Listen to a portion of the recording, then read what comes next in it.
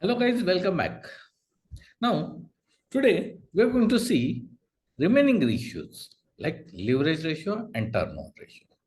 Now let's see how much we can cover for the day, and then the remaining ratios we will cover in our next lecture. Okay. So before leverage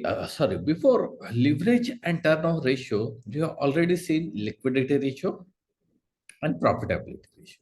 So if you want to see those ratios, you can see our previous video for finance for non-finance. I think it's in video number 5. Okay. Now, let us look for leverage ratio. Leverage ratio means how much levered your company is. In other words, how much loan you have taken or how much loan your company has taken. Now, leverage ratio can be very dangerous because leverage is a double-edged sword.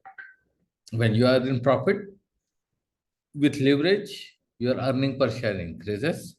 But when you are in loss, with leverage, your earning per share decreases drastically.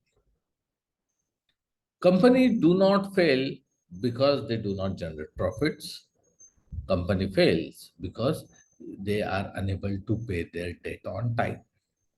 Therefore, more importantly than profitability ratios are leverage ratios. Now, let us try and see how leverage ratio works, and we will calculate leverage ratio for our income statement and balance sheet, which is already given, but I will just show it to you again. Income statement is for one complete year period, so we have taken this for 1 year, and balance sheet is for one particular day, so we have taken it for as on date. Now, so this should be for, let's say, 2020. Okay. Now, balance sheet is for 2 years, 19 and 20. Now, I have told you, when there is a mixed ratio, means one value is coming from income statement and one value is coming from balance sheet. The value which is coming from balance sheet should be averaged, and that is called mixed ratio, which we have already seen in our previous video. Now, next type of ratio is leverage ratio, and first among it is debt to equity ratio. We will be only calculating it for 2020. Okay. Now, what's the formula? The formula is total debt upon shareholders' equity. Now, how much is the total debt? Debt means loan. For 2020, the total debt is 300 divided by total equity. So, equity capital is 500. If there would have been reserves and surplus, I would have added that. Unfortunately, we have not taken reserves and surplus in our balance sheet right now. So, debt to equity ratio is 0.6. What does that mean? If your equity is 1, your debt is 0.6. And this ratio should generally be lower. That is very important. This ratio should generally be lower. Similarly, and how to interpret it? For 1 rupee of equity, how much debt you have? And it should be always less than 1. So you should not have more loan than equity unless you have a capital intensive company like ship manufacturing and all that. Now, next type of ratio or next ratio is debt to asset ratio. Yes, the formula is total debt upon total assets. Very simple. So let's see what are my total debt. Total debt is 300 divided by how much is my total asset. My total assets is 950. But I generally do not take total value of assets, but I will just take total value of plant and machinery. Okay. And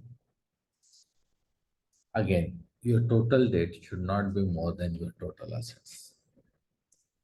So should be lower than 1.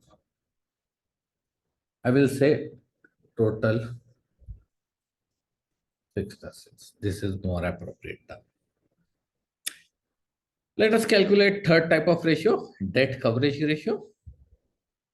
Yes, how much profit is available in order to pay my interest? And which profit? Profit before interest and tax. So let us say both of these EBIT and interest, both of them are from income statement. So let us go to the income statement. Let's say EBIT is this upon interest is 10. So my profit is 3.5 times more than my interest. So this ratio is higher. Better. Now guys, please remember, we have seen three types of leverage ratio: debt to equity ratio, debt to asset ratio, and debt coverage ratio. These are the formulas for the same. And these are the values. It should be in points itself, 3.5 and so on and so forth. And these are the remarks which will help you.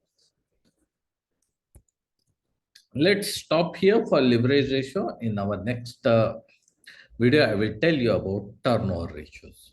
That will be quite a bigger video, more than 15 minutes, but they are very important, which are also called as, they are also called as turnover or working capital ratios also. I hope you have enjoyed this video. If you have enjoyed this video, please let your colleagues know about me.